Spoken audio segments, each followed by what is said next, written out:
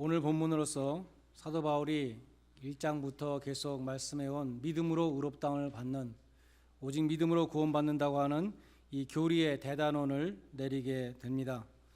9장부터 11장까지는 유대인들의 구원의 문제를 다루고 12장에서 16장까지는 삶의 문제를 다루게 됩니다. 어떤 학자가 이렇게 말했습니다. 성경을 반지라고 한다면 로마서는 반지에 박혀있는 보석과 같고, 그 중에서도 8장은 가장 광채를 발하는 부분이다. 그 중에서도 승리의 찬가라고 불리우는 오늘 본문은 성경 계시의 최고봉에 해당한다라고 말했습니다. 오늘 본문은 설명이 아닙니다. 혹은 교훈이 아닙니다. 오늘 본문은 당당한 외침입니다. 존 스타트 목사님은 오늘 본문을 주경하면서 그 제목을 The Five Unanswerable Questions라고 붙였습니다. 오늘 설교 제목이 거기서 왔습니다. 감히 그 누구도 반론을 제기할 수 없는 5가지 질문이라는 뜻입니다. 그 중에서 3가지는, 5가지 중에 3가지는 법정적인 질문입니다. 누가 대적하리요? 누가 송사하리요? 누가 정죄하리요? legal question들입니다. 성경은 하나님의 심판대, 하나님의 재판을 말씀합니다. 로마서 2장 16절에 보면 하나님이 사람들의 은밀한 것을 심판하신다고 말씀했습니다.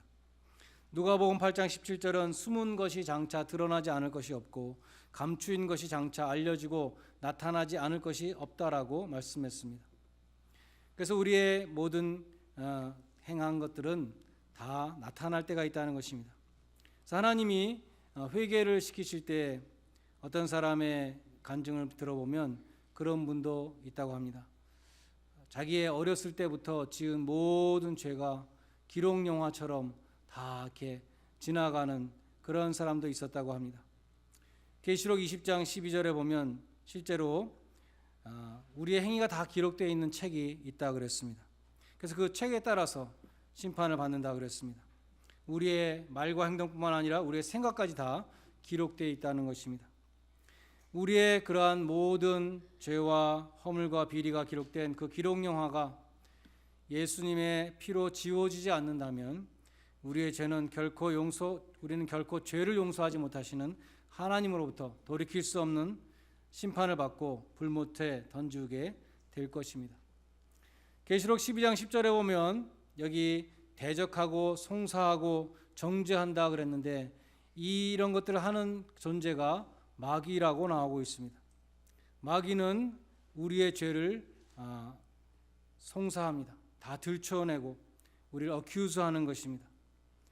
너희는 죄 지은 사람들이고 심판 아래 정죄 아래 있다라고 늘 우리 마음속에 말하는 존재입니다. 하나님의 낯을 피해서 등지도록 노력하고 하나님의 원수로 진노의 자녀로 만들려고 노력하는 그러한 존재가 바로 마귀인 것입니다. 마귀는 우리에게 말합니다. 네가 무슨 신자이냐? 네가 무슨 경건한 척하고 있는가? 네가 무슨 교회 일을 한다고 하느냐? 너의 죄를 기억하라. 이렇게 우리를 참소하는 것입니다. 그러나 요한 1서 2장 1절에 보면 우리에게는 대언자가 있다는 말씀이 있습니다. 만일 누가 죄를 범하면 하나님 앞에서 우리에게 대언자가 있으니 곧 의로우신 예수시라라고 말씀합니다. 우리 성경의 이 대언자라는 이 번역을 많은 영어 성경은 advocate이라고 번역했습니다. advocate은 마음으로부터 변호해주는 변호사를 가리킵니다. 자기 마음으로부터 변호하는 사람의 마음 그 편에 서 있는 사람입니다. 돈 받고 지식과 머리만 빌려주는 그러한 직업적인 변호사가 아니라 민권 변호사와 같이 자신의 클라이언트를 긍휼히 여기는 사람입니다. 예수님이 바로 그런 분이라는 것입니다. 예수님은 죄인을 완벽하게 이해해 주시는 분입니다. 히브리서 4장 15절에 보면 우리에게 있는 대제사장은 우리의 연약함을 체휼치 아니하시는 분이 아니라 모든 일에 우리와 한결같이 시험을 받으셨다. 그러나 죄는 없으시다라고 말씀합니다. 하나님의 독생자이셨지만 사람의 몸을 입고 세상에 오셨습니다. 우리의 연약함을 다 친히 체험하셨고 우리와 똑같이 육신을 입고 시험을 받으셨습니다. 예수님은 이 세상이 얼마나 악한가를 잘 알고 계십니다. 우리가 얼마나 힘들게 살고 있는지를 알고 있습니다. 어떠한 절망과 낙심 가운데 살고 있는지 예수님은 알고 계시고 우리에게 연민을 갖고 계시다는 것입니다. 예수님은 우리의 연약함까지도 이해하시면서 대언해 주시는 우리의 진실한 애드보킷이 되신다는 것입니다. 그래서 어떤 사람이 하늘나라의 법정을 이렇게 상상했습니다. 예수님은 죄인의 변호사로 나오시는 것입니다. 하나님이 재판장이시고 참소자 사탄이 검사인데 예수님은 변호사로 나온다는 것입니다. 히브리서 7장 25절에 보면 예수님은 지금도 살아계셔서 우리를 위해서 간구하시는 분이시다. 우리의 죄를 위해서 간구하신다고 말씀합니다. 로마서 8장 34절도 다시 살아나신 이는 그리스도 예수시니 그는 하나님 우편에 계신 자요 우리를 위하여 간구하시는 분이시니라 라고 말씀한 것과 같습니다. 그래서 예수님이 우리를 위해서 기도해 주시고 우리를 위해서 변호해 주시는데 어떠한 말로 변호하실까요? 예수님은 하나님의 율법에 문제가 있습니다 라고 말씀하지 않으실 것입니다. 하나님은 너무 가혹하신 분입니다 라고 말씀하지 않으실 것입니다. 혹은 이 사람에게는 죄가 없습니다 라고 말하지도 않으실 것입니다. 예수님은 우리의 죄를 인정하십니다. 하나님의 공의도 인정하십니다. 예수님은 아마도 우리를 위하여 이렇게 대언하실 것입니다. 아버지시여, 당신은 죄를 용서하실 수 없는 거룩한 분이십니다. 이 사람은 당신 앞에서 용서받을 수 없는 죄를 지었습니다. 그러나 제가 이 사람의 죄를 위하여 속죄의 피를 흘렸습니다. 제가 이 사람이 받아야 될 죄의 형벌을 대신 받았습니다. 하나님의 공의는 죄값으로 죽음을 목숨을 요구하시고 피 흘림이 없이는 죄 사함이 있을 수 없다 그랬는데 제가 이 사람의 죄를 짊어지고 피를 흘리고 내 목숨을 바쳤습니다. 이 사람의 죄는 사하여졌습니다. 이렇게 대언하신다는 것입니다. 그래서 우리는 예수님의 속죄의 피를 힘입어 은혜의 보좌 앞으로 담대히 나아간다고 그랬습니다. 우리와 하나님 사이를 가로막고 있었던 그 죄의 휘장이 예수님 십자가에서 죽으실 때에 갈라지고 새롭고 산 길로 보좌 앞으로 나가는 길이 열린 것입니다. 계시록 12장 10절에 보면 마귀라고도 하고 사탄이라고도 하는, 마귀와 사탄은 같은 말입니다. 마귀라고도 하고 사탄이라고도 하는 온 천하를 꿰는 자가 우리 형제들을 밤낮으로 참소했지만 죽기까지 자기 생명을 아끼지 아니한 어린 양의 피로 말미암아 쫓겨났다라고 기록되어 있습니다. 그래서 마귀는 감히 하나님의 심판대 앞에서 하나님이 택하시고 의롭다 하신 성도들을 송사하지 못할 것입니다. 자기 자신이 어린 양의 피로 쫓겨날 것이기 때문입니다. 스가랴서 3장에 보면 스가랴의 환상이 나오는데 당시의 대제사장 여호수아가 사단하고 대적하고 사단이 이 여호수아의 죄를 송사하고 정죄하고 있는 장면입니다.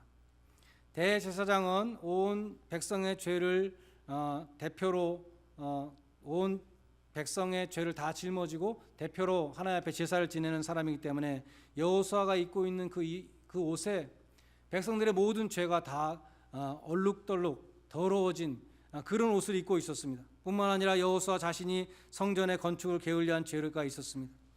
그래서 여호수아가 입고 있는 옷이 굉장히 더러웠다는 것이죠. 제사장이 입고 있는 옷이 굉장히 더러웠는데 사단은 그것을 송사하고 있었습니다. 그 죄를 어큐즈하고 있었습니다.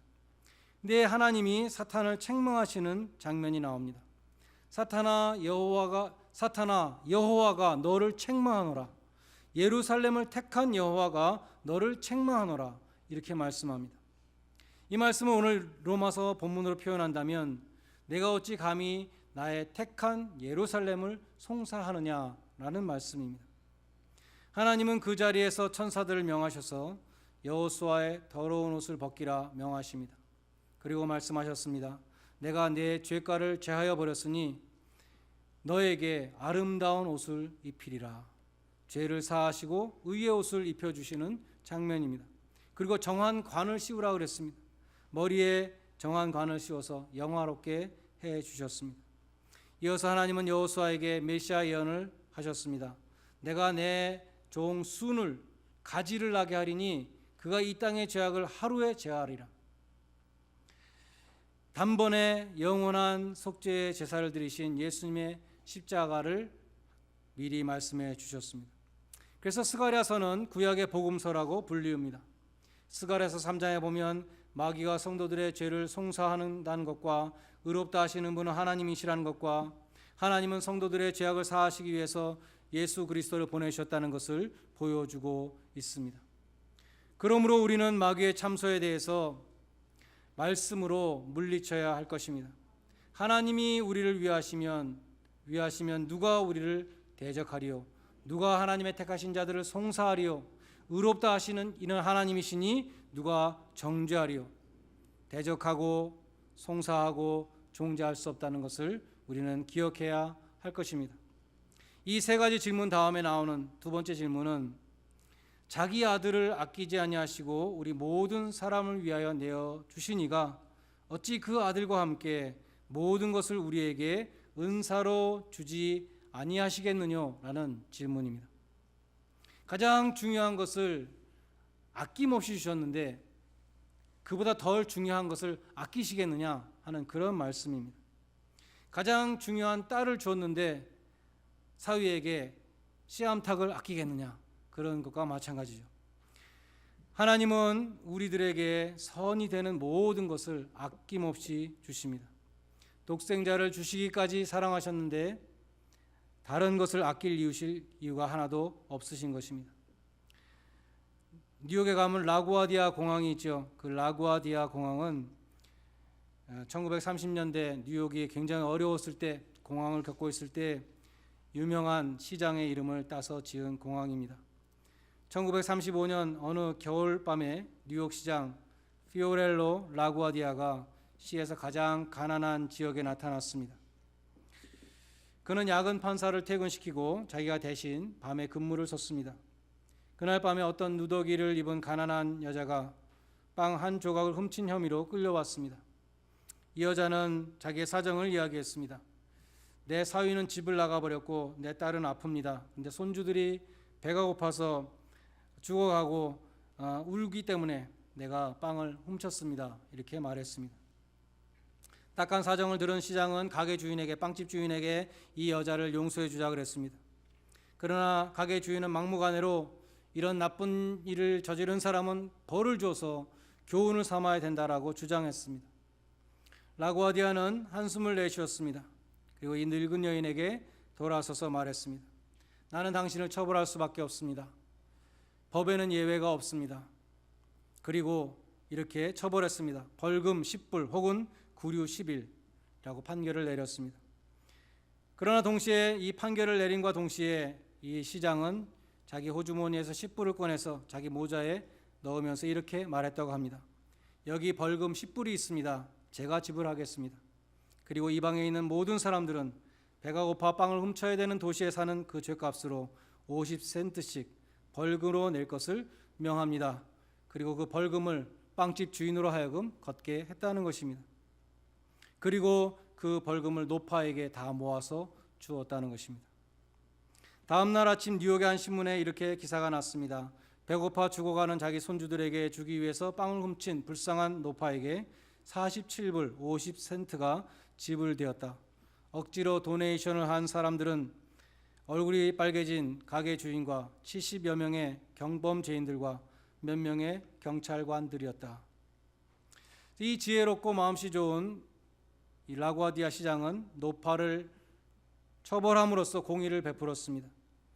뿐만 아니라 자기가 그 죄값을 치름으로 사랑을 베풀었습니다. 뿐만 아니라 이 노파의 빵값까지도 선물로 더해 줬다는 것입니다.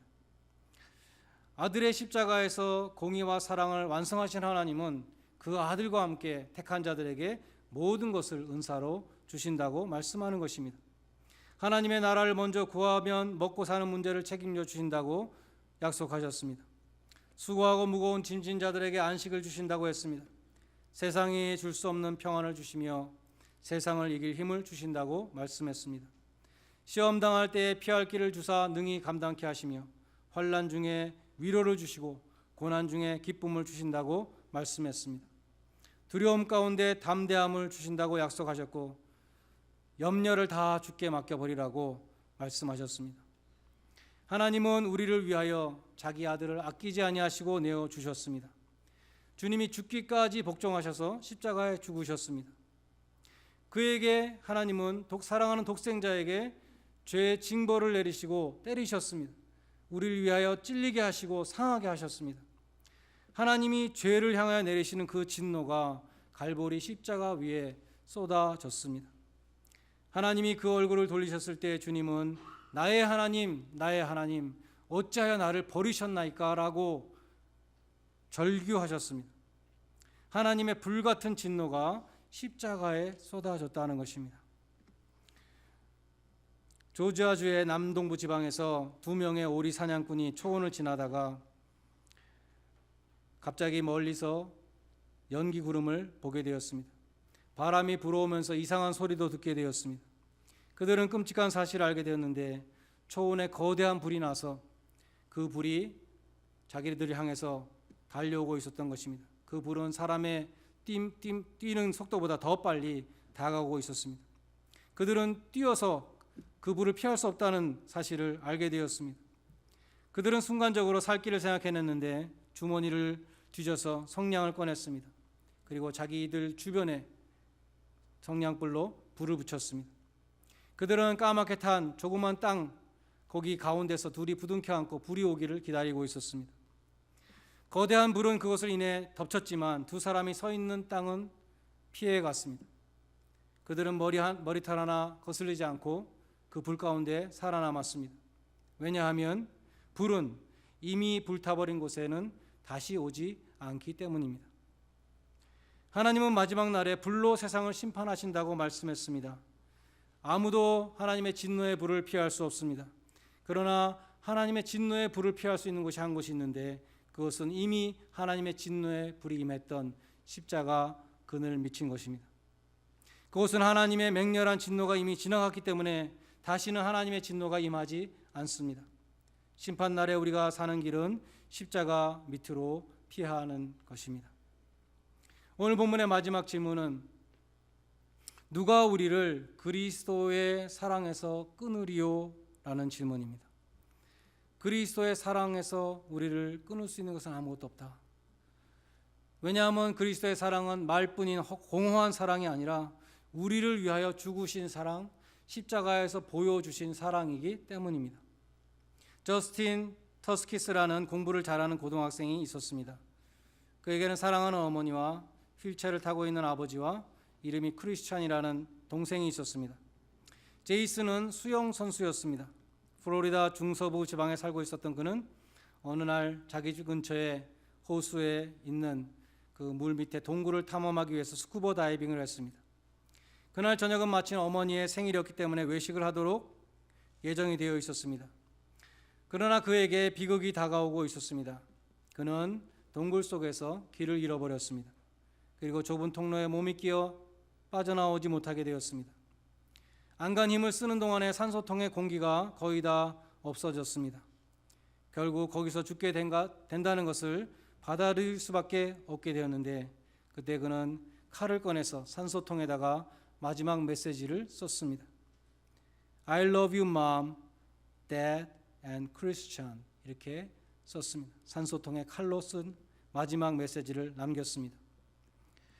요한복음 13장 1절에 보면 예수님께서 자기가 세상을 떠나 아버지께로 돌아가실 때가 이른 줄 아시고 세상에 있는 자기 사람들을 사랑하시되 끝까지 사랑하셨다라고 기록되어 있습니다.